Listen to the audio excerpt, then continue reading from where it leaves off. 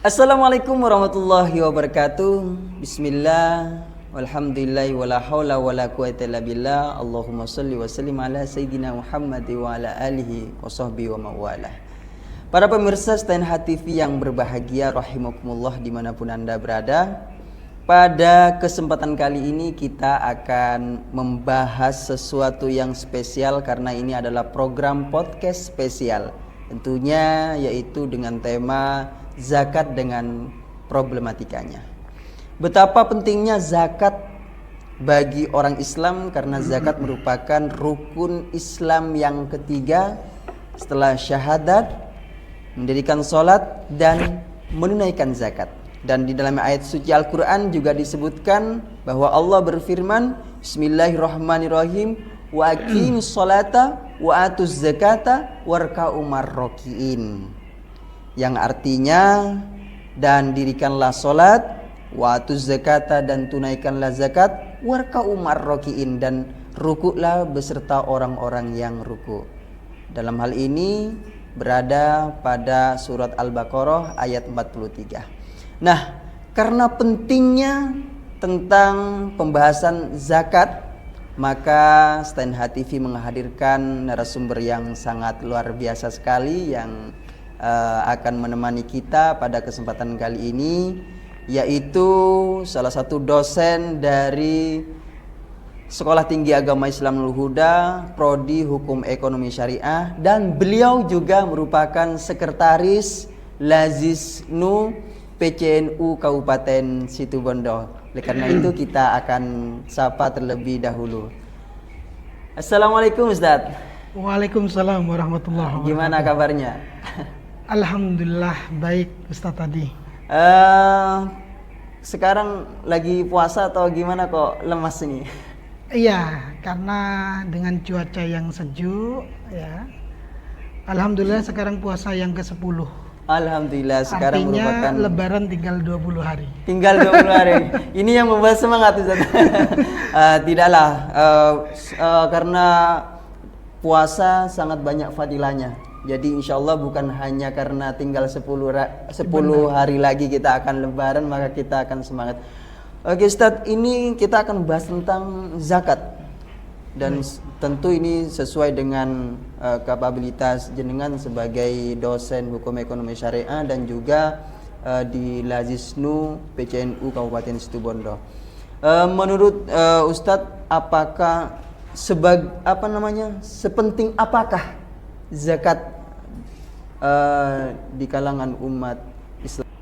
Berbicara pentingnya zakat, kata zakat itu sendiri dalam Al-Quran terdapat 32 kali ayat, dan dari 32 kali ayat itu sebanyak 26 kali ayat yang beriringan dengan kata sholat. Artinya apa? Sesama dua ibadah ini sangat begitu urgennya.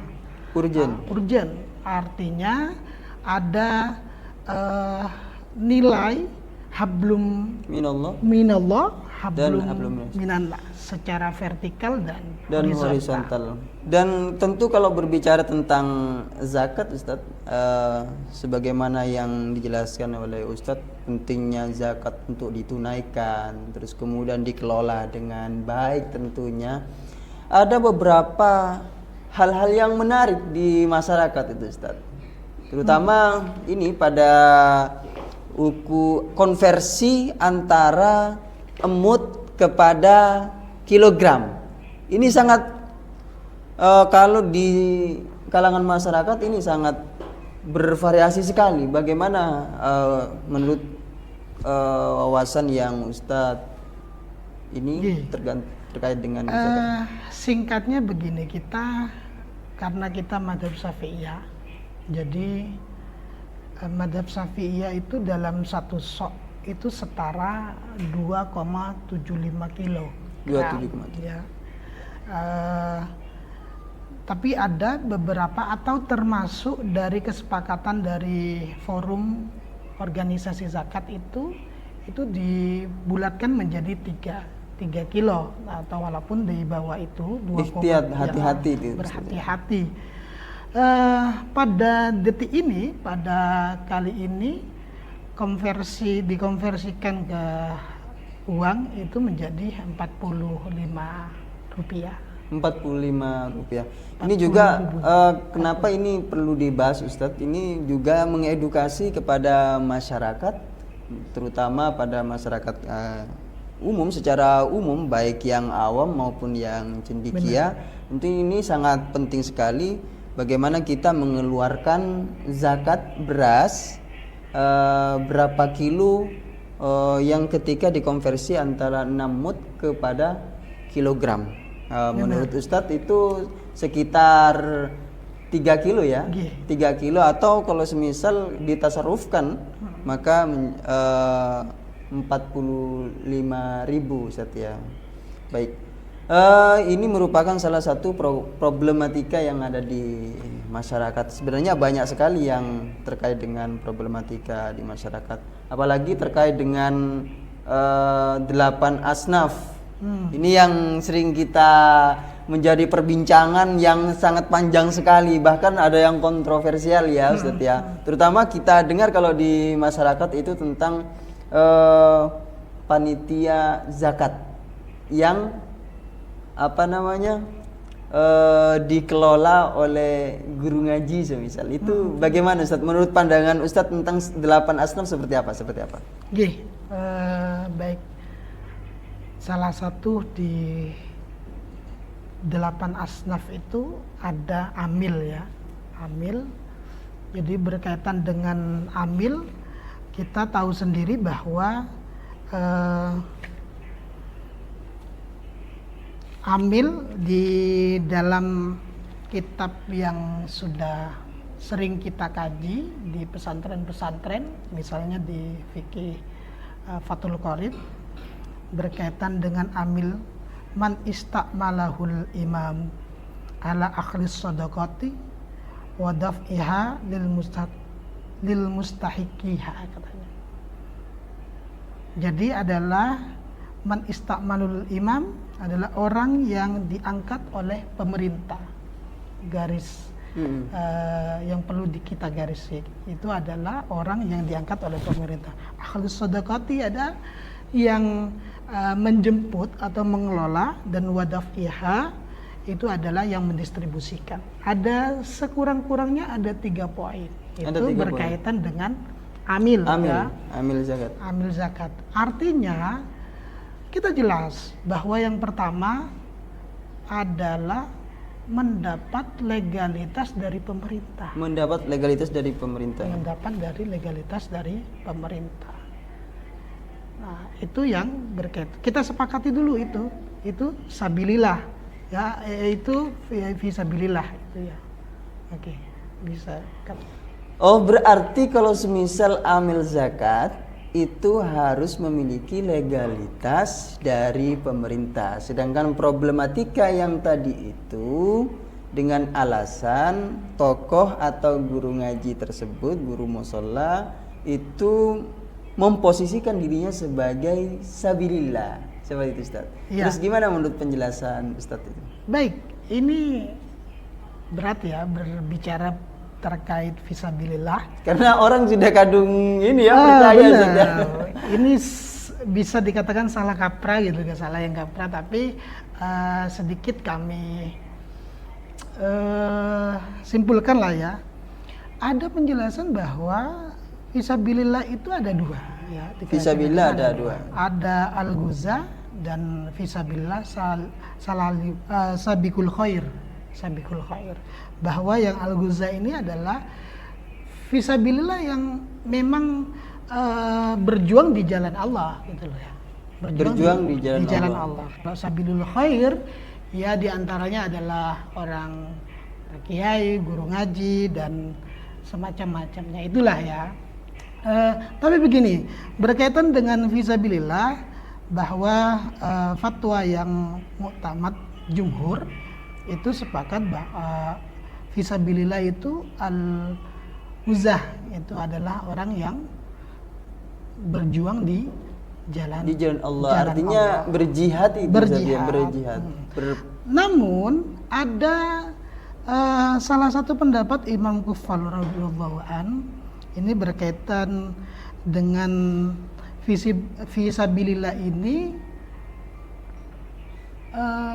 termasuk sesuatu ya yang dilaksanakan dalam kebaikan, misalnya dalam pembangunan masjid, pembangunan dan guru-guru ngaji lainnya.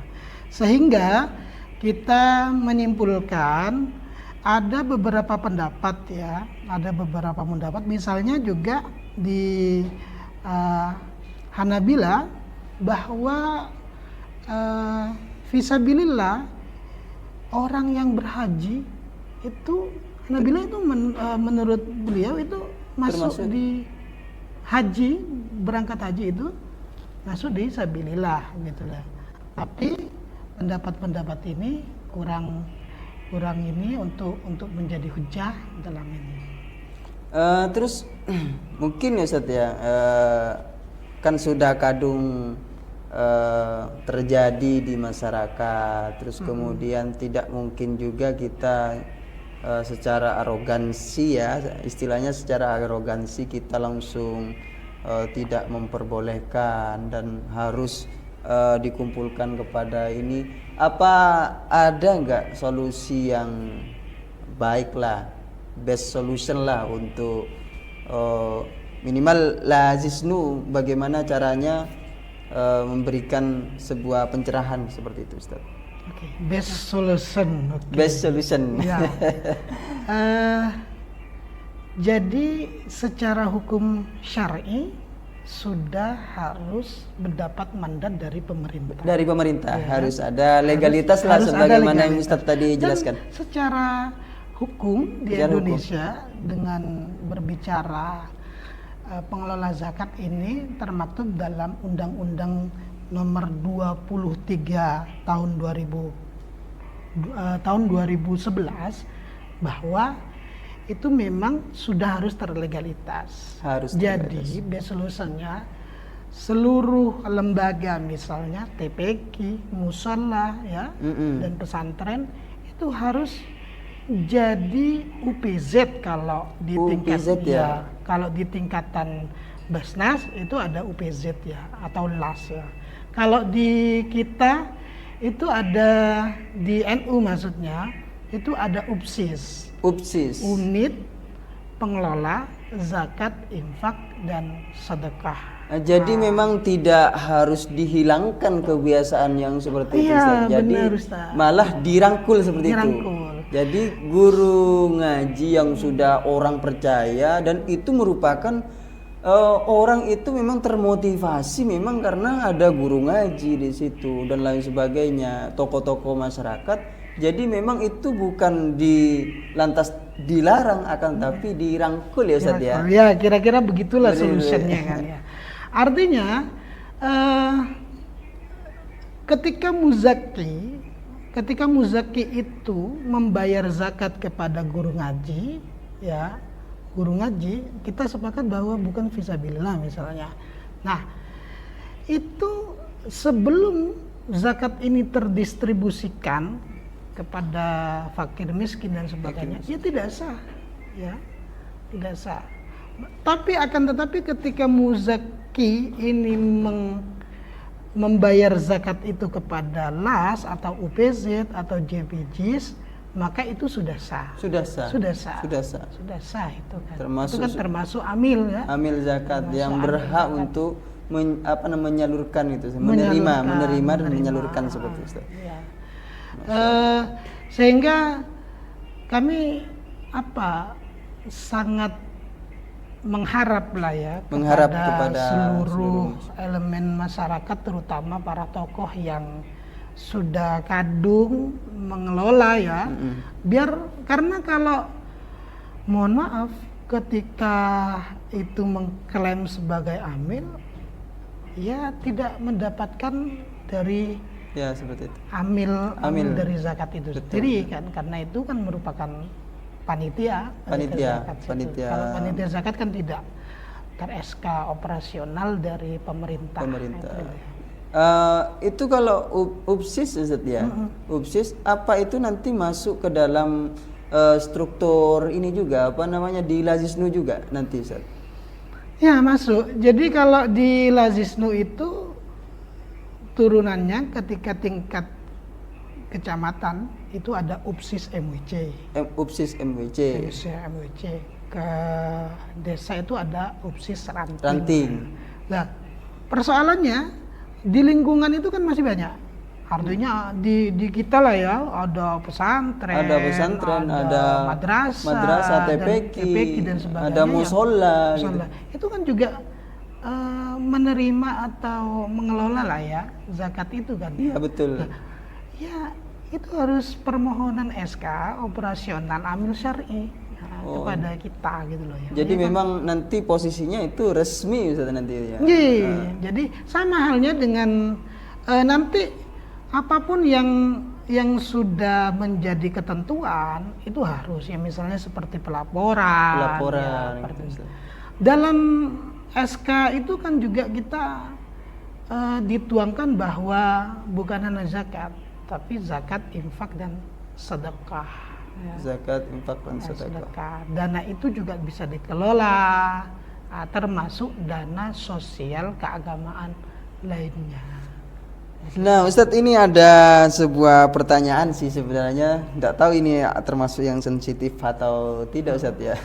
Ini ada juga pertanyaan, kita terima pertanyaan mungkin ada secara online, bisa menghubungi di kontak kami 082 228 463 020 atau langsung chat di live kita atau di WA kita yang sudah tertera di bawah ini.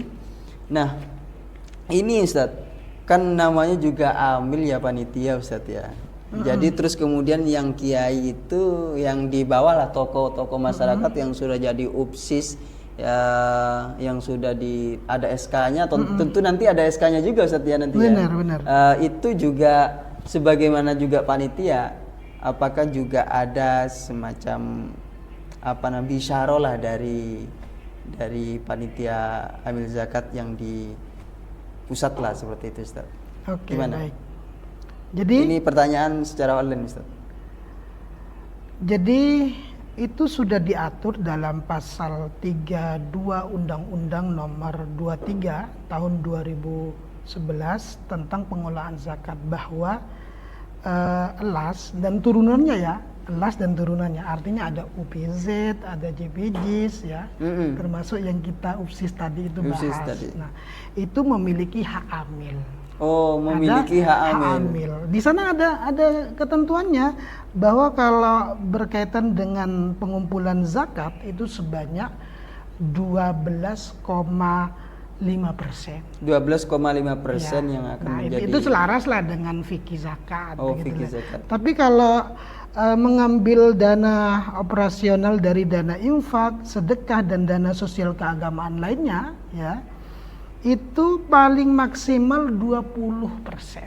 Maksimal 20%. Maksimal 20%. Misalnya beberapa las itu mengelola dana infak dan sedekah misalnya ya, dan sedekah. Ya, mengambil dana operasionalnya maksimal, tapi kita jarang lah mengambil 20% itu. 10% untuk operasional itu sudah maksimal sekali. Artinya kita tetap harus wajar dan pantas. Masya Allah, ini sangat luar biasa, pembahasan ini sangat panjang sekali kalau kita secara detail, dan sangat tidak terasa waktu kalau semisal sudah berbicara tentang hal-hal yang menarik seperti ini. Tentu banyak sekali problematika yang ada di masyarakat terkait dengan zakat, baik penyalurannya, baik permasalahan-permasalahan yang lain. Itu sangat banyak sekali karena akan tapi Ustadz mohon maaf karena waktu yang sangat sedikit sekali. Sebentar lagi kita akan menjelang buka puasa. Semoga puasa kita di bulan Ramadan ini kita tidak sia-sia Ustaz ya, kita tidak sia-sia. Namun ini merupakan edukasi juga untuk masyarakat. Saya terima kasih dulu Ustadz atas Mungkin kesempatannya. ada hal yang terakhir Ya mungkin Ustadz bisa menyampaikan nanti yang terakhir. Ya. Berbicara soal zakat ini sangat potensial ya. Sangat potensial. Hingga saat ini peluang potensi zakat itu 320 triliun. 320 triliun. Namun pada saat ini kita masih hingga 2-3% lah di Indonesia itu. Apakah umat Muslim itu tidak membayar zakat? Tidak, membayar. Cuman tidak melalui LAS, Basnas dan lainnya itu. Artinya ketika sudah dengan alur yang ada itu kan lebih pemerataan ekonomi. 327 triliun itu kan sangat banyak sekali. Ya, itu kan hampir menyamai anggaran pemerintah untuk perlindungan dana sosial. Iya, benar. Dana sosial itu untuk pemerintah kan 431 triliun. Masya Allah, itu berarti sumbangsinya sangat besar sekali itu. Masya Allah. Oleh karena itu, mari pemirsa dimanapun Anda berada, kita untuk sadar zakat, ya, terutama kepada amil biar pemerataan pendistribusian bagi yang tepat dan tepat sasaran. Tepat sasaran. Terima kasih Ustadz atas waktunya. Sudah menyempatkan yang Masya Allah, Ustadz sudah puasa di bulan Ramadan ini menyempatkan ke sini belum lagi dengan kesibukan beliau yang sangat luar biasa sekali. Baik para pemirsa yang berbahagia, pecinta Stand TV dimanapun Anda berada, rahimakumullah. Begitulah pentingnya zakat dan juga problematika zakat yang ada di masyarakat. Oleh karena itu, ayo kita bersemangat membayar zakat. Zakat ada zakat fitrah dan juga ada zakat mal. Kita sama-sama tunaikan, tentu banyak manfaat. Allah pasti memberikan kewajiban, pasti banyak manfaat yang kita akan dapatkan. Oleh karena itu jangan sampai skip ya para pemirsa yang berbahagia, dan kita akan kembali lagi dengan pembahasan-pembahasan yang lebih menarik. Saya Adi Susianto, akhirnya assalamualaikum warahmatullahi wabarakatuh. Waalaikumsalam warahmatullahi wabarakatuh.